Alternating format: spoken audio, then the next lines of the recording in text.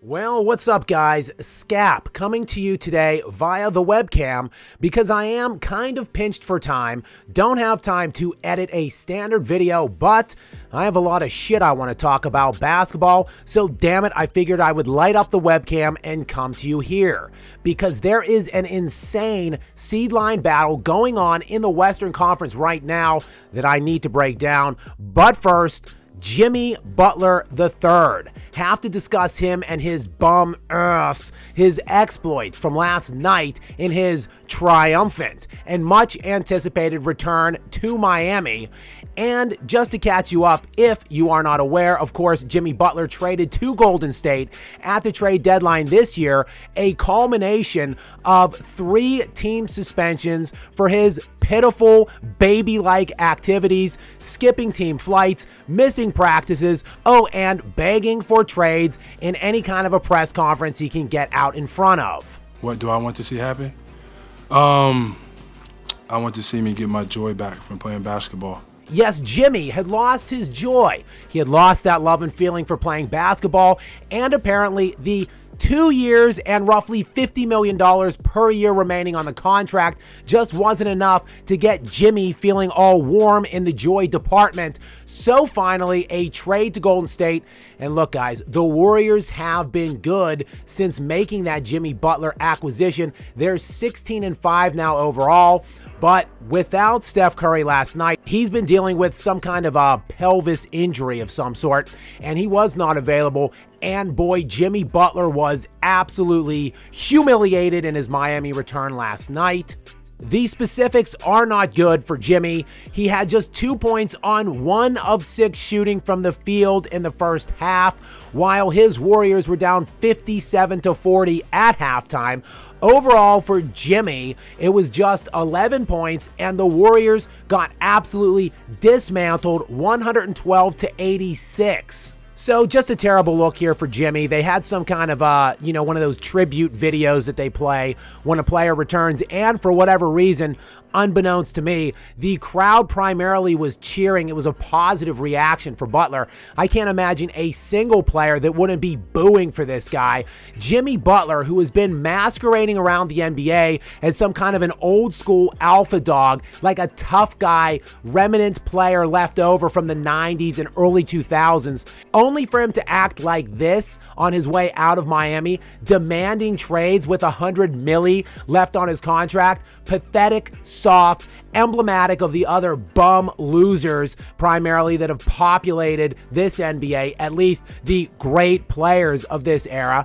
And for Jimmy, this is now his 5th team. He's 35 years old. He still hasn't won a championship. At some point, you have to look within, and Jimmy needs to ask himself, is this about me or is this about my teams, the help I don't have?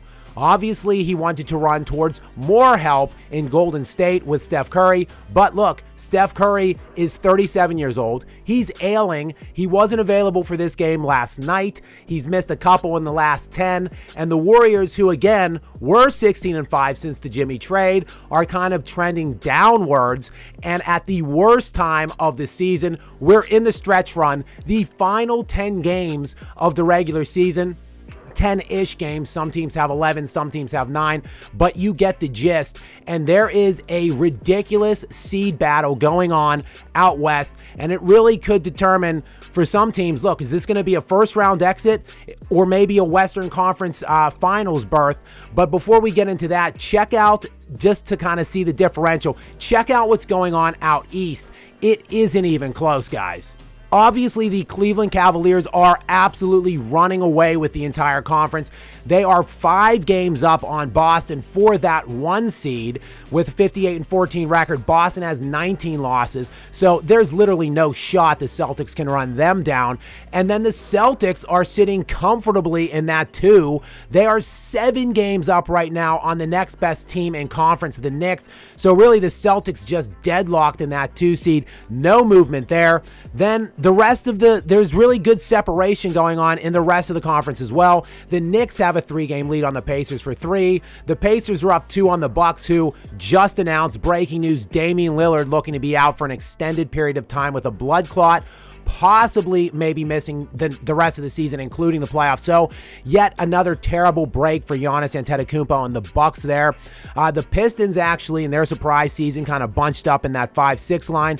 Then a precipitous drop to the Hawks there with 37 losses and the Magic at 38. Basically, the play-in teams are also all but locked. The 10th seed Miami Heat, speaking of them, who just absolutely obliterated Golden State last night, they have a 6-game lead on the Raptors for that 10th and final play-in spot. So the East is basically all but locked. I mean, there's practically going to be no movement, maybe a little jockeying for like 1 or 2 seed line spots, but pretty much that's it. The Eastern Conference has all but been decided. The Western Conference, though, down the stretch they come, ridiculously bunched up. Of course, Oklahoma City is absolutely running away with the entire NBA. They have a preposterous 14-game lead on the number 2 at the moment, the Houston Rockets. I mean, look at that, 12 losses to 26. The Thunder just winning their 60th last night against the Sacramento Kings. But the Rockets now are getting a little bit of separation themselves. They have that 47 and 26 spot right now into the 2, but 3, 4, 5, and 6 essentially are all tied. Denver, Memphis, and Los Angeles all with just 28 losses. The Warriors and Clippers then check in with 31 tied in that 6-7. And then the Timberwolves check in with 32 losses. They're right there. They could move up and down probably within a couple 3 seed lines as well. And then even when you trickle down to the very bottom of that play-in, the Mavericks have 38 losses, the Suns have 37, so they're dueling it out for that 10th and final spot in the play-in. But my God, that 3, 4, 5 line between Denver, Memphis, and LA is going to be ridiculous and insanely important. Right now, it's Denver that is clinging with dear life to that 3 seed, and they desperately have to have it. Obviously, the other 2 are going to be battling and doing whatever they can to get it. Every team in the Western Conference, basically 1 through 8, has been very hot in the last 10, except for the Los Angeles Lakers and the Denver Nuggets. You can see there's some reasons going on with why that might be, but first, look at the 2 through the 8 seeds right now. I mean, it's irrelevant what Oklahoma City does. They have been hot basically all year. They're still trying to maybe win 70 games. There's an outside shot if they do not lose another game this season. So yeah, let's just strike them because they're hot now. They've been hot. They're probably going to remain hot into the playoffs. But the 2 through 8, all of them have been looking very strong down the stretch in these last 10 games. If you look at Houston is 9-1 in their last 10, the Warriors 7-3, the Clippers 8-2, the Timberwolves 7-3. Okay, you've got the Grizzlies only at 6-4, but then the big drop-offs really are the Lakers, who are only 3-7 in the last 10, and the Nuggets, who are only 4-6. Now, obviously, as I said, there are some reasons as to why that is. LeBron has missed games. Luka has missed games. But look, LeBron and Luka have both been available the last 2 outings against Chicago and Orlando, and they have been absolutely obliterated in both of those games. So not a good look for them as they fall all the way now to the 5 seed.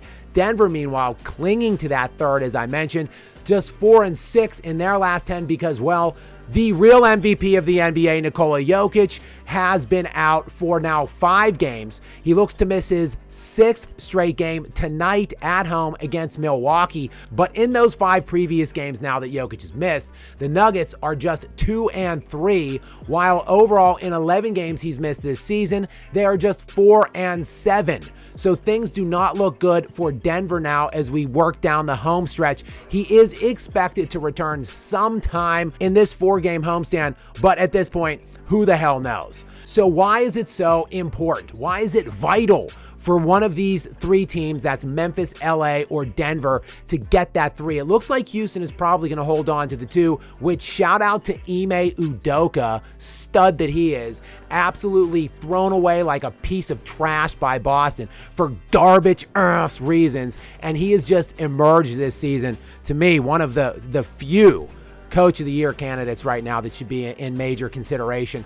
It looks like Houston's probably going to hold on to that too. Kudos to them. But now the 3 seed, just so utterly important. If you get the 3, it's Denver that has it right now. That would mean a first-round matchup with probably the Warriors, who look to be kind of moving in the wrong direction at this point, especially with the Curry injury, that pelvis injury. Who knows what it is? The medical staff is either slow playing it or it's more serious than what Golden State is letting on. Either way, that's a matchup probably the Nuggets would want to hunt. Then into the second round, it would presumptively be Houston before having to play the Thunder not until the Western Conference Finals. So that's really the main carrot that's dangling right now for these 3 teams. Let's avoid the Thunder at all costs till the last very possible second we have to play them, which would be the third round, the Western Conference Finals. So hopefully, look, something happens, they get knocked off earlier, or at least you get into the Western Conference Finals and get to see them with, basically, you just have to win that series to get into the NBA Finals,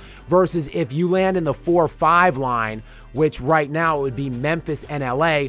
First of all, it means a difficult first round series against each other. Then in the second round, you have to play Oklahoma City right then and there. Probably your season's over in 4 or 5 games. So look, in past years, we've seen teams coyly jockeying for positioning, teams that probably don't really care about seed lines that much, that don't fear going on the road, that don't care what their opponents look like. This is not going to be one of those years. You want that 3 seed, you want it desperately.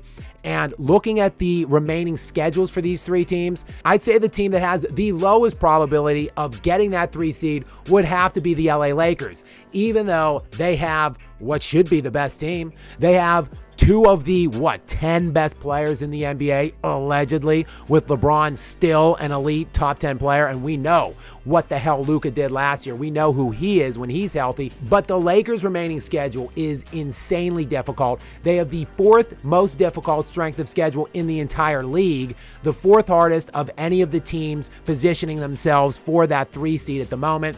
And they have 11 games left, which is on the larger end of the scale there. Some teams like the Nuggets only have 9 games remaining. But with LA's 11 remaining games, look, they've got Oklahoma City twice, Houston twice, and Memphis once. So basically, 3 of the best 4 teams in the Western Conference, they have to play in half of their remaining games left, with those teams individually trying to jockey for positioning ahead of them. So a very unenviable position for LA to find themselves in as we work down the home stretch of this NBA season. But it's certainly not all sunshine and roses for the Denver Nuggets either, as again, they're going to be without Jokic tonight again at home against Milwaukee. Who knows? They only have 9 games remaining. So after tonight, 8 games left. Will he play? How many will he play? Will he be on any kind of a restriction? Because the Nuggets have proven that they are a dreadful and pitiful team, by and large, without Jokic. I know I get a lot of pushback on this, a lot of pushback on my Jamal Murray disdain and hate. But look, again, I say it again, loud and clear. This team is 2-3 in their last 5 without Jokic. They're 4-7 without him in 11 games this season. That's no small sample size. This is about as many games as Jokic has missed pretty much in any season of his entire career.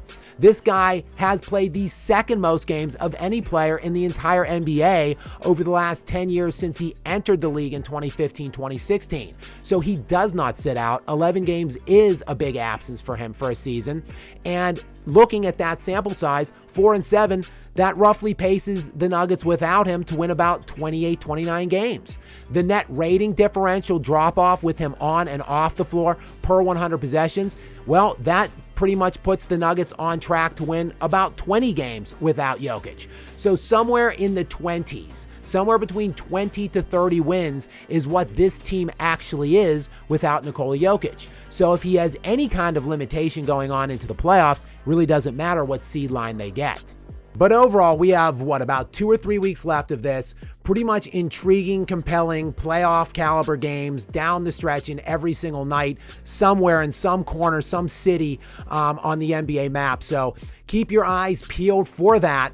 Guys, it was fun hopping on here. I know this is not what you guys are typically used to, but many thanks for joining me. Please make sure, of course, that you are subscribed at this time and turn those little notifications on, because you never know when I might be dropping a video.